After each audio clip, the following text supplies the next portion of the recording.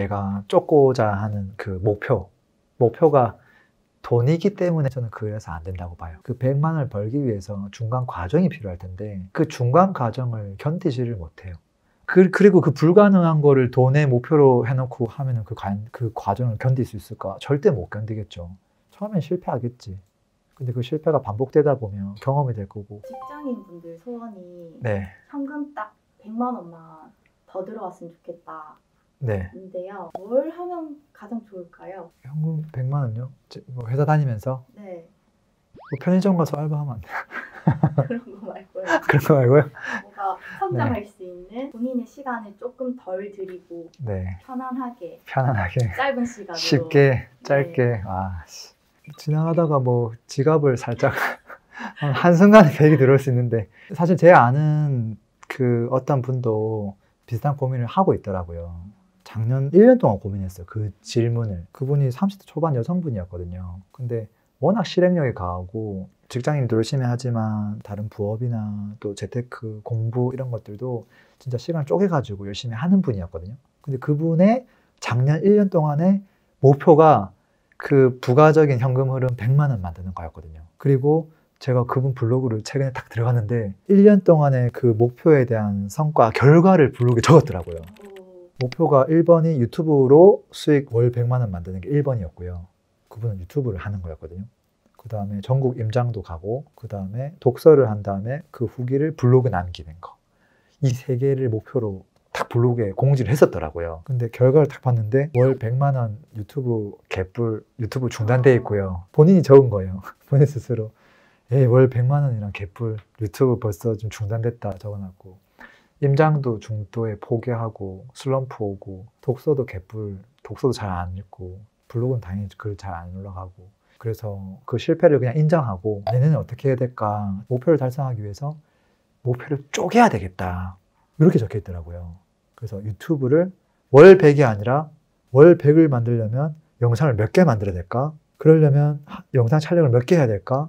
그러면 영상 준비를 하려면 지금 이번 주에 뭐 해야 될까? 이런 식으로 조금 쪼개는 작업을 해두긴 했더라고요.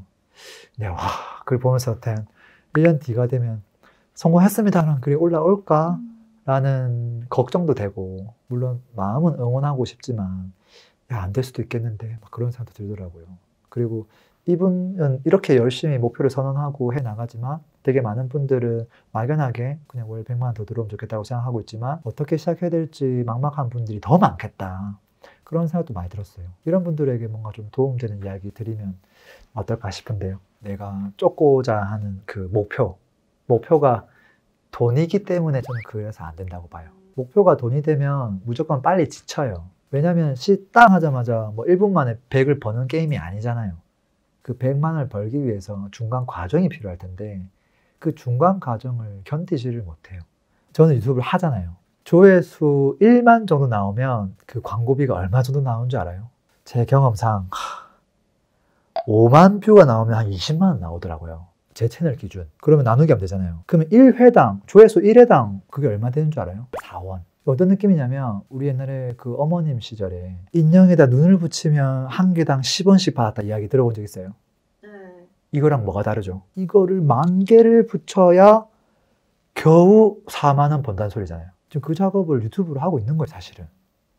근데 만약에 그 희망하고 있는 월 100만 원을 만들려면 조회수 나오는 영상을 4만 원 벌려면 20개를 만들어야 4만 원 곱하기 25개 해야 되네. 25개를 만들어야 100만 원이 돼요. 그러면 한 달에 25개 만들려면 주말 빼고 매일매일 영상 만들어야 돼요. 그 영상이 전부 다 조회수 만 찍어야 되거든요. 그게 100만 원이에요. 이게 쉬운 일이에요? 거의 저는 불가능하다고 봐요. 그리고 그 불가능한 거를 돈의 목표로 해놓고 하면은 그 과정을 견딜 수 있을까? 절대 못 견디겠죠.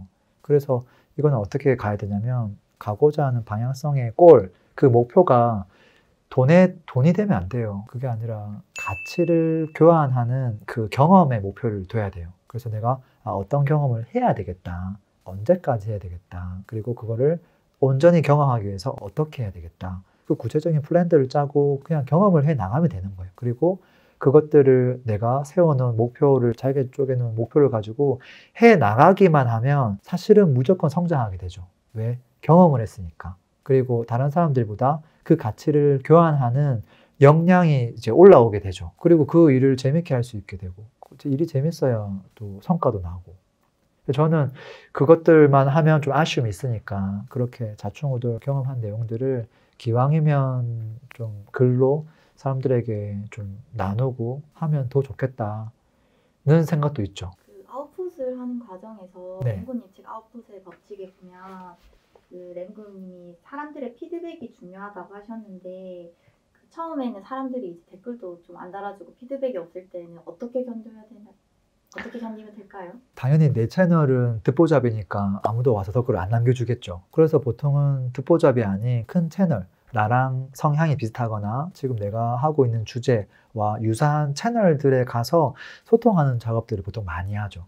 그러면 다른 사람은 소통을 안 해주더라도 그 채널을 운영하고 있는 사람은 내가 댓글을 달아줬기 때문에 어떤 식으로든 대댓글을 달아주거든요. 그러면서 또 나를 알아보고 봐주기도 하죠. 가봤더니 이런 채널 운영하시네요 하면서 너무 잘 보고 있어요. 저도 구독했어요. 하면서 이제 거기서 나의 존재감을 확인하기 시작하죠. 야, 저 사람이 나를 인정해줬어. 나도 잘하고 있구나. 하다 보면 정말 그 진심을 담아가지고 나의 컨텐츠를 만들다 보면 진짜 피드백이 달리기 시작하죠. 그렇게 했는데 불구하고 피드백이 안 오면 내가 잘 못하고 있다는 소리예요. 근데 이렇게 했더니 반응이 오네. 이렇게 했더니 더 많은 댓글이 달리네. 사람들이 원하는 방향으로 가고 있다는 거죠. 그냥 혼자서 열심히 잘해가지고 영상 터뜨리는 사람도 있어요. 뭐 새로운 어떤 일을 하더라도 스스로 계획도 잘하고 아이디어가 기가 막히고 딱 하면 결과도 잘 나오고 그런 사람도 있지만 그건 100만 명 중에 한 명인 것 같고 대부분 실패를 하죠. 했는데 아무 반응 없고. 근데 그 과정 속에서 우리가 얻어가야 될 건 한 가지밖에 없어요. 그 새로운 그 도전에 대한 경험. 그 경험을 많이 한 사람은 시간이 지나면 결국은 사람들의 마음을 빠르게 읽을 수 있는 능력이 생기고 그 빠르게 캐치한 것들을 정말 좋은 콘텐츠를 만들게 되죠. 좋은 글을 쓰게 되고. 이제 처음 시작하는 사람들이 쫓으면 안 될 1순위가 돈이라고 했잖아요. 그럼 그게 아니라 쫓아야 될 대상은 가치를 교환하는 경험이라고 했잖아요. 그 경험을 통해서 마지막에 얻어내야 될 건 뭐냐라고 보면 저는 완성체는 그 브랜딩이라고 보거든요. 근데 브랜딩은 너무 멀고 어렵잖아요. 그게 아니라 누군가에게 응원을 받는 것. 저는 그걸 첫 번째 목표로 삼아야 된다고 봐요. 나의 1년, 2년 이 노력에 의해서 내가 누군가에게 응원받고 있구나. 그 메시지 하나만 받으면 된 거예요. 이게 되면 그 다음 목표가 응원을 많이 받으면 어떻게 되는 줄 알아요? 그 사람들 중에 몇 프로가 나의 찐 팬이 돼요. 팬이 되다 보면 나중에 어떻게 되냐면 그 사람이 나를 신뢰하게 돼요. 신뢰하다 보면 이 사람이 특정 분야에 있어서 야, 이거 당신 정말 잘하는구나. 이렇게 해주면 안 돼요 하면서 나를 의지하게 돼요. 그러면 도움을 요청하게 되죠. 사실은 브랜딩이 결국은 신뢰를 하면서 그 사람에게 요청을 하는 게 브랜딩이거든요. 근데 많은 사람들은 너무 멋진 모습을 쫓아가고 있는데 그게 아니라 1단계는 응원을 받는 거다. 어떻게 하면 응원받을 수 있을까? 지금 내가 힘든 거를 그대로 얘기해 주면 돼요. 저 이렇게 하려고 하고 있는데 아직 많이 부족합니다. 근데 혹시라도 도움 될까 봐 올렸습니다. 한번 봐주세요. 근데 제가 이렇게 경험한 것들 부족하지만 이렇게 열심히 해서 정리해봤습니다. 그 고생을 보면서 사람들이 응원해 주는 거거든요. 근데 네. 사실 뭔가 가치를 주고 싶어도 네. 일반 직장인분들이 뭔가 줄 수 있는 가치가 없는 사람들이 더 많잖아요. 많죠. 그럴 때는 어떻게 해야 될까요? 그 키워드 주제를 정하는 게 굉장히 어렵더라고요. 네. 가치라고 하는 게 다른 사람들의 불편함을 해결해 줘야 되는데 그거를 해결해 주려면 내가 그 분야에 다른 사람들보다 조금이라도 뛰어난 부분이 있어야 될 거 아니에요. 이게 없다 보니까 나는 줄 수 있는 게 없는데 라고 생각될 수 있죠. 이거는 이제 가치를 만드는 게 아니라 사업의 영역, 뭐 오프라인 장사라도 생각해 봐야 되지 않을까라고 저는 생각하긴 해요. 너무 거창하게 뭐 가치, 뭐 브랜딩 이런 이야기 했지만 그게 아니라 그냥 내가 장사꾼이 돼야 되겠다 생각하고 사람들에게 뭐를 줄 수 있을까. 사실 장사꾼이 우리가 직접 다 만들지 않잖아요. 사실 여기 갖고 와가지고 그냥 옷을 떼다 와가지고 팔으면은 마진 남기는 것도 다 장사잖아요. 그래서 어떻게 보면 어떤 시장에 내가 참여해야 될까. 저는 진짜 만약 그냥 가치보다는 돈을 버는 게 목적이라면 철저하게 좀 시장을 보는 거 필요하지 않을까. 그러니까 나를 바라보기보다는 내가 뭘 잘하지가 아니라 어떤 걸 하면 돈이 될까? 시장을 좀 보는 거 필요하다. 사람들은 뭘 많이 보지? 조회수는 어떤 채널이 빵빵 터지지? 이렇게 보다 보면 내가 영화를 잘 몰라도 공부해가지고 만들면 되지 않을까? 시장을 보고 장르를 좁힌 다음에 그냥 여기서 나만의 색깔 한 스푼만 저는 바꾸면 된다고 보거든요. 똑같은 맥락으로 오프라인에서 장사를 할 수도 있죠. 예를 들어서 뭐 김승호 회장 같은 경우는 도시락 같은 거 미국에서 판매를 하다가 한국에 와서는 그 꽃가게를 프랜차이즈를 지금 하고 있거든요. 왜 이 사람이 한국에 와서 꽃가게를 이렇게 하고 있을까 하고 보면 시장을 봤더니 사람들이 다 꽃을 자기를 위해서 선물하는 그런 문화 자체가 없고 전부 다 누가 돌아가시면 그때 그냥 뭐씩 보내주는 걸로 끝내는 꽃이 활성화되어 있는데 정작 꼭 필요한 우리 정말 사랑하는 사람들에게 또는 나를 위해서 꽃 선물하는 문화 자체가 없구나. 이걸 내가 좀 만들어 봐야겠다는 생각을 가지고 창업을 했다고 했거든요. 정말 이 사람이 꽃을 좋아해서 한 게 아니에요. 여기는 시장이 있겠다라고 생각을 한 거죠. 그런 것처럼 우리도 뭐 꽃이 아니라 그 어떤 거라도 필요한 사람들에게 제공하는 영역에서 하나씩 나가면 되지 않을까. 다만 직장인이다 보니까 시간이 많지는 않겠죠. 그래서 최대한 좀 부업으로 할 수 있는 그런 창업에 대해서 조금씩 하나씩 알아보고 해 나가다 보면 처음엔 실패하겠지. 근데 그 실패가 반복되다 보면 경험이 될 거고 그 경험이 내공이 될 거고 그게 성공으로 가는 또 우리들만의 또 씨앗이 되지 않을까. 앵무님은 처음에 직장인에서 네. 이렇게 다른 뭔가를 도전했을 때 네. 어떤 포인트로 그 주제를 정하시게 된 거예요? 저는 제가 뭔가를 하다가 불편해 보이면 그거를 내가 해야 되겠다는 마음을 많이 먹죠. 뭐 예를 들어서 재테크 공부를 하고 싶은데 왜 제대로 된 강의가 없지? 하면 이 강의를 내가 해볼까라고 생각한다거나 임장을 가서 투어링을 누군가 해주면 좋겠다는 생각을 할 수 있잖아요.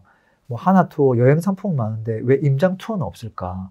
그럼 내가 그런 부동산 투어 여행사를 만들면 어떻게 될까? 청담동부터 시작해서 전국 각지의 부동산 과거부터 현재 변화 이런 것들을 가족 단위로 투어링 해주면 어떨까? 이런 생각하면서 그거를 이제 사업적으로 한번 모색해 보는 거죠. 근데 이건 이제 좋아하는 주제가 있다 보니까 그렇게 확장해 나가는 건데 사실 이렇게 하기보다는 이미 현실화돼 있고 수요가 있는 곳을 비집고 들어가는 것도 괜찮죠, 사실은.